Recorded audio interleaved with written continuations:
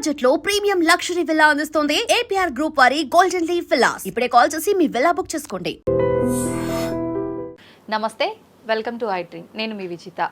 ప్రస్తుతం మనతో పాటు ఉన్నారు ఇస్కాన్ టెంపుల్ నుంచి ప్రణవానంద ప్రభుజీ. వారి ప్రవచనాల రూపంలో, వారి మాటల రూపంలో మనకు ఎన్నెన్నో మంచి విషయాలు ప్రతిసారి తెలియజేస్తూనే ఉంటారు. మనకున్న సందేహాలన్నింటినీ నివృత్తి చేస్తూనే ఉంటారు. అయితే నిజంగా భగవంతుడికి మనందరం కూడా భక్తులమే. నిజమైన భక్తుడు అంటే ఎవరు, ఎలాంటి లక్షణాలు కలిగి ఉంటారు, మనం ఆధ్యాత్మిక మార్గంలో నడవాలంటే అసలు మన ప్రయాణం ఏ విధంగా మొదలవ్వాలి, ఇలాంటి విషయాల గురించి ఈరోజు మాట్లాడబోతున్నాం. ఇప్పుడు ప్రభుజీతో మాట్లాడి మరిన్ని విషయాలని నివృత్తి చేసుకుందాం. నమస్కారం ప్రభుజీ. నమస్కారం అండి. హరే కృష్ణ ప్రభుజీ. హరే కృష్ణ ప్రభుజీ. నిజంగా భక్తుడు అంటే ఎవరు ప్రభుజీ? భగవంతుడి పట్ల పరిపూర్ణమైన నమ్మకం ఉన్నవాడు భక్తుడు. సుఖాలు వచ్చినా, దుఃఖాలు వచ్చినా, అవమానాలు వచ్చినా, పొగడతలు వచ్చినా, మన జీవితంలో ఏ సిచ్యువేషన్ వచ్చినా సరే మనం భగవంతుణ్ణి ఆశ్రయించి ఆయన పట్ల నమ్మకం ఉన్నవాడు భక్తుడు.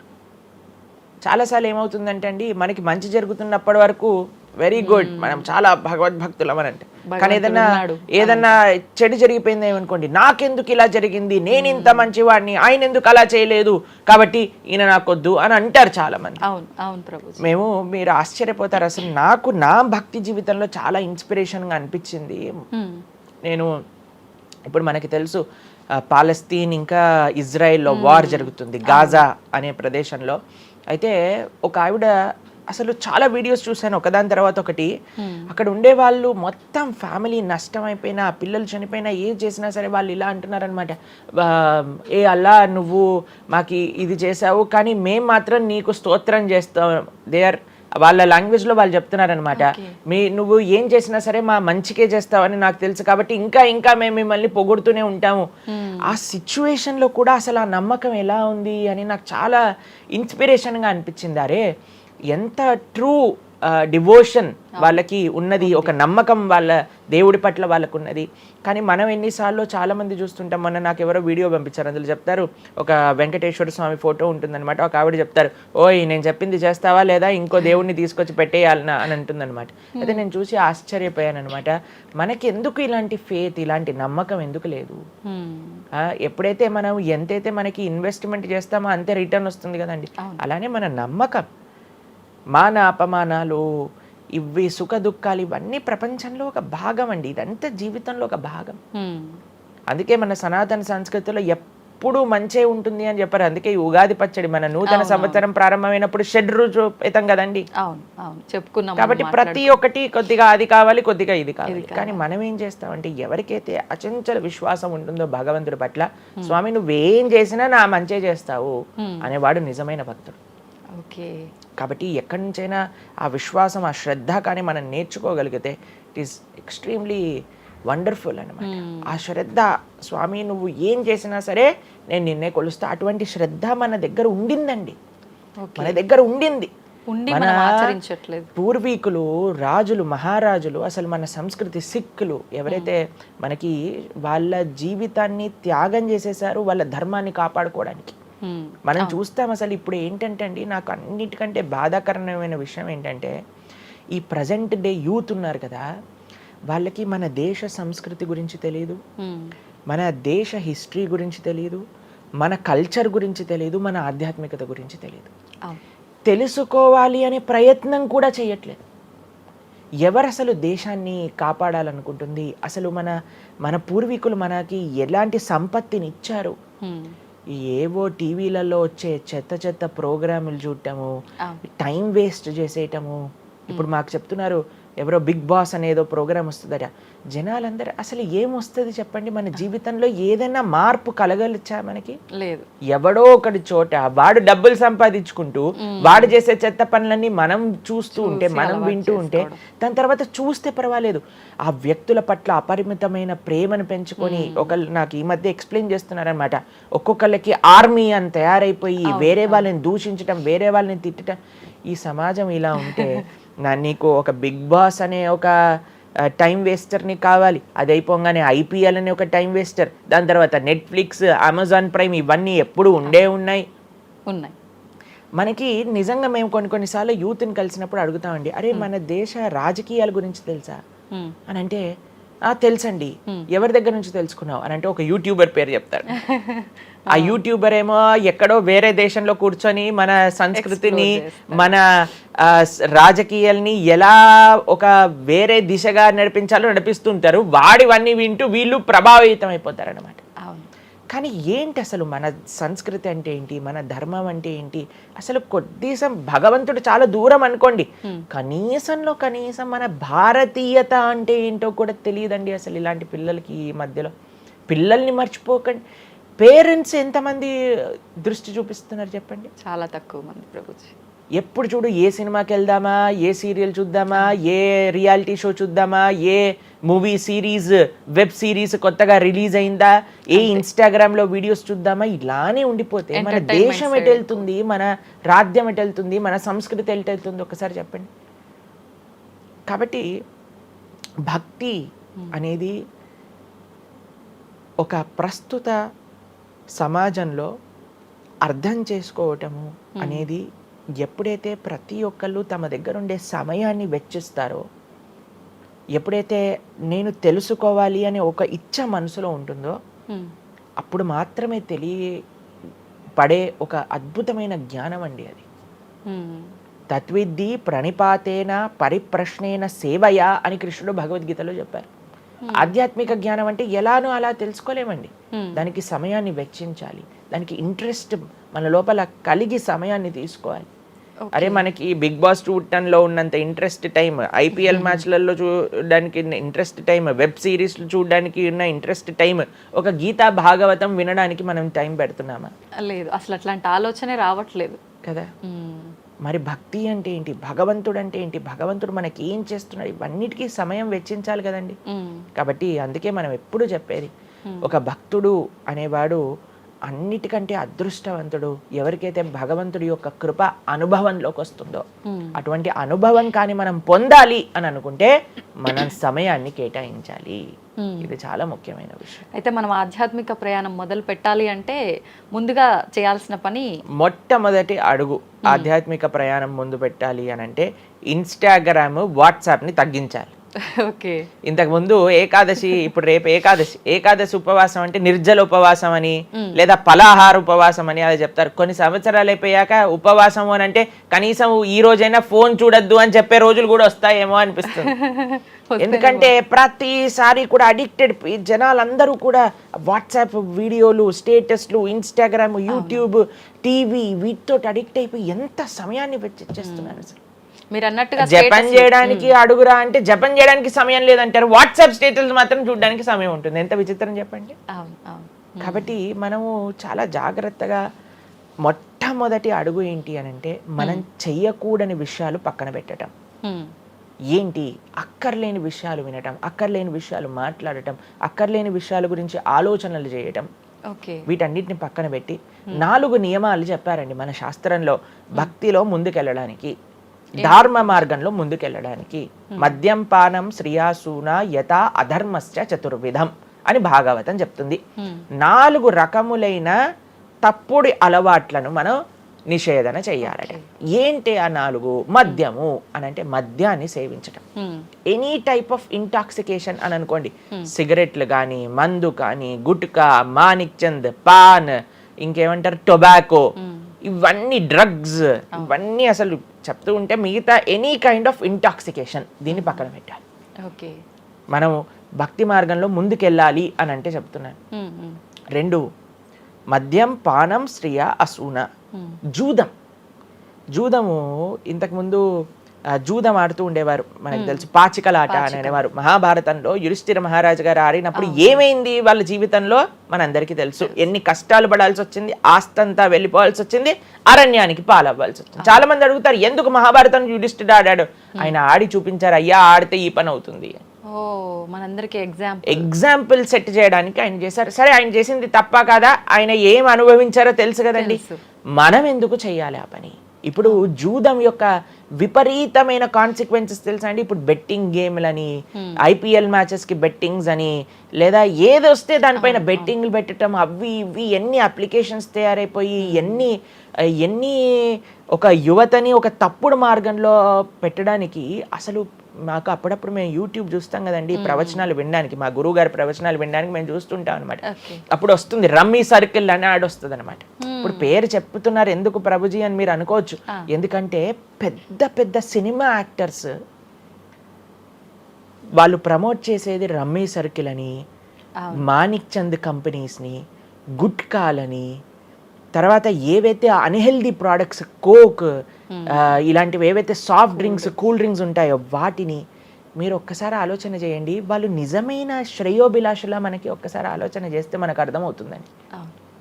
మొత్తం ఒక దగ్గర ప్రపంచం అంతా ఇవి తప్పు, ఇవి మీకు మంచిది కాదు అని మొత్తుకుంటుంటే మీరు ఎవరైతే మీరు హీరోయిన్ నా రోల్ మోడల్ అని అనుకుంటున్నారో వాడు మీకు నేర్పించేది ఏంటి అని అంటే, నువ్వు ఈ పేకాట ఆడు, నువ్వు గుట్కా తిను, నువ్వు కూల్ డ్రింక్ తాగు, నీ జీవితం ఏమైనా మాకు పర్వాలేదు. మేము ఎక్కడికి వెళ్ళినా నోరు నొప్పొచ్చేటట్టు అరిచి చెప్తున్నా, అయ్యా ఇవి మంచిది కాదు, మీరు మంచి మార్గంలో ఉండండి, ఆరోగ్యాన్ని జాగ్రత్తగా పెట్టుకోండి, మనసు జాగ్రత్తగా ఉండండి, ధర్మాన్ని ఆచరణ చేయండి అని మేము చెప్తుంటే, కానీ జనాలకి వీటిలలో ఇంట్రెస్ట్ లేదు. వీళ్ళకి నా రోల్ మోడల్ వాళ్ళు, నా రోల్ మోడల్ ఇది అని ప్రొద్దు నుంచి రాత్రి దాకా ఇన్స్టాగ్రామ్లో చూడటం, వాళ్ళగా మాట్లాడటం, వాళ్ళగా వస్త్రాలు వేసుకోవటం, వాళ్ళలాగా మేము కూడా వాళ్ళలాగా అవ్వాలి అని అనుకుంటే వాళ్ళు ఏం నేర్పిస్తున్నారు మీకు ఒక్కసారి ఆలోచన చేయండి. ఎంతమంది దేశంలో ఉండే యువత మొత్తం కూడా తప్పుడు మార్గంలోకి వెళ్తే మన భారతదేశ భవిష్యత్తు ఏం కావాలో ఒకసారి చెప్పండి. కాబట్టి ఫస్ట్ ఏమన్నా మనం ఇంటాక్సికేషన్, సెకండ్ గ్యాంబ్లింగ్ అని అంటారు, జూదం, ఏ ప్రకారమైన జూదమైనా సరే దాన్ని పక్కన పెట్టాలి. మూడవది మాంసాహారాన్ని సేవించడం, ప్రాణిహింస చెయ్యకూడదు, భగవద్భక్తి మార్గంలో ముందుకెళ్ళాలి, భగవంతుని తెలుసుకోవాలి అని అంటే మనం లాస్ట్ టైం దీని గురించి మాట్లాడుకున్నాం, మనం ఎక్స్ప్లెయిన్ చేసామన్నమాట క్లియర్గా ఎందుకు మనం మాంసాహారాన్ని స్వీకరించకూడదు అని. అది భౌతికంగా మనకి మంచిది కాదు, ఆరోగ్యరీత్యా మంచిది కాదు, ఎమోషనల్గా మంచిది కాదు, ఎన్వైరన్మెంటల్గా మంచిది కాదు, స్పిరిచువల్గా మనకి మంచిది కాదు అని ఈ రీజన్స్ అన్ని చెప్పాం. అయితే నిన్నటి రోజున మాకు ఆ వీడియో పంపించారనమాట. సరే ఏమున్నాయి అబ్బా కమెంట్స్లో అని చదువుతుంటే చాలా మంది అన్నారు, రోజు ఈ వీడియో చూడటం వల్ల మేము మాంసాహారం తింటాం మానేసాము, మాకు క్లారిటీ వచ్చిందని చాలా కమెంట్స్ ఉన్నాయి. కొంతమంది ఏం రాశారు తెలుసా అండి, మరి ప్లాంట్స్కి, మరి ఆకుకూరలకి, తర్వాత మనం పండించే మొక్కలకు కూడా ప్రాణం ఉంది కదా అని. మీకు ఒక విషయం చెప్తాను, చాలా మంది ఈ ఆర్గ్యుమెంట్స్ చెప్తారండి, నాన్ వెజిటేరియన్ మానేసేయండి అని అంటే, మరి మీరు జీవహింస చేయట్లేదా, మీరు కూడా మొక్కల్ని కట్ చేస్తున్నారు కదా అని అడుగుతారు. ఇప్పుడు దానికి 2-3 విషయాలు మీకు ప్రస్తావన చేస్తాను. ఒకటి, మీరు పాలకూరని, గోంగూరని, తోటకూరని కొయ్యడానికి వెళ్ళినప్పుడు అది గట్టిగా అరుస్తూ చంపేయకు నన్ను, ఏదో ఒక రక్తం కారటం, అది ఇలా గార్లో ఎగరటం ఇలాంటివి చేస్తుందా అండి? లేదు. ఎప్పుడైనా మీరు ఆపిల్ పండుని కొయ్యడానికి వెళ్ళినప్పుడు ఆపిల్ పండుని ఇలా అనగానే దాంట్లోంచి రక్తం చెట్టులో నుంచి దారాలుగా కారుతుంటుందా అండి? అదేమైనా గట్టిగా అరుస్తుందా అని కొంతమంది అంటారు, అది అరుస్తుంది మనకి వినిపించదు. మనకి ఒకసారి అర్థం చేసుకోవాలి, ఒక ప్రాణికి ఒక వెల్ డెవలప్డ్ కాన్షియస్నెస్ ఉన్న వ్యక్తికి, లేదా ఒక పర్సనాలిటీకి, లేదా ఒక ప్రాణికి, లేదా ఒక ప్లాంట్కి ఏంటి వ్యత్యాసము అనేది మనం తెలుసుకోవాలి. దాంతోపాటు ఇంకొక విషయం చెప్తాను, మరి ప్లాంట్స్ని తినచ్చు, యానిమల్స్ని తినకూడదు అని ఏంటి ప్రమాణము అనంటే, భగవంతుడు మనకి ఈ విషయాన్ని ప్రస్తావన చేశారు, స్వామి మనకి ఈ విషయాన్ని ఉపదేశం చేశారు. అయ్యా, నువ్వు కేవలం శాకాహారాన్ని మాత్రమే తినవచ్చును, సాత్విక ఆహారాన్ని మాత్రమే తినవచ్చును. ఎక్కడ చెప్పాడు భగవంతుడు? పత్రం పుష్పం ఫలం తోయం యోమే భక్త ప్రయశ్చతి. పత్రం పుష్పం ఫలం తోయం, నువ్వు ఫలములను, తర్వాత ఆకులను, నీటిని, పాలను, వీటితో సంబంధించినవి ఏవైనా సరే తయారు చేయొచ్చు, భగవంతుడికి నివేదన చేయొచ్చు, స్వీకరించవచ్చు. కాబట్టి మన శాస్త్రములు దేన్నైతే యాక్సెప్ట్ చేశాయి, ఇప్పుడు చెప్పాయనుకోండి, సరే ఈ ప్లాంట్స్లలో కూడా ప్రాణం ఉందయ్యా, ప్లాంట్స్ కూడా తినకు అని అంటే ఏం చేస్తామండి? గాలిని పీల్చుకుంటామా? సన్లైట్ తో బతుకుతామా మనం ఏమన్నా ప్లాంట్స్ బతికినట్టుగా? ఏదో ఒకటి కావాలి కదా ఆహారం. కాబట్టి అన్నిటికంటే లీస్ట్ హింస, అహింస అంటే అన్నిటికంటే లీస్ట్ హింస ఎక్కడ ఉంటుందో అది.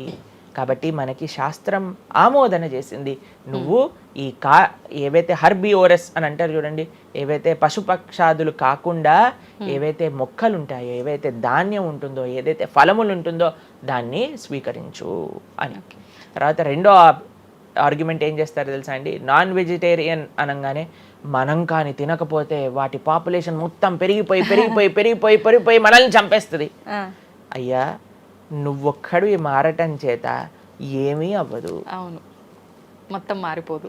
ప్రపంచం ఎలా వెళ్తుందో కొంతమంది మూర్ఖులు ఉంటారు, ఎంత చెప్పినా మారని వాళ్ళు వాళ్ళ పని చేసుకొని ఇవ్వండి. అంతే. భగవంతుడు బ్యాలెన్స్ ని తయారు చేశారండి.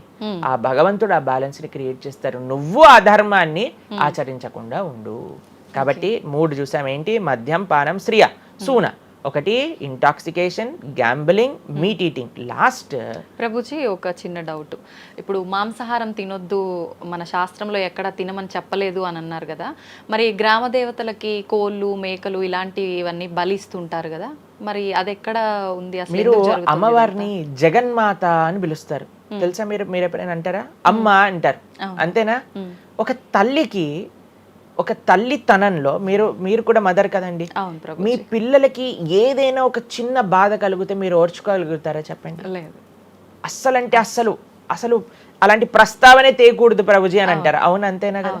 మరి జగన్మాత అని మనం అంటున్నప్పుడు ఆ జగత్తుకి తల్లి, జగత్తు మొత్తం అని అంటే ఆ పక్షి, ఆ ప్రాణి కూడా అదే జగత్తులో పుట్టిందే కదా. అంటే ఆ ప్రాణికి కూడా ఆవిడే కదా తల్లి. ఆ తల్లి ముందు మనం ఇలాంటి పనులు చేస్తే అమ్మకి నచ్చుతుందా, నచ్చదా చెప్పండి?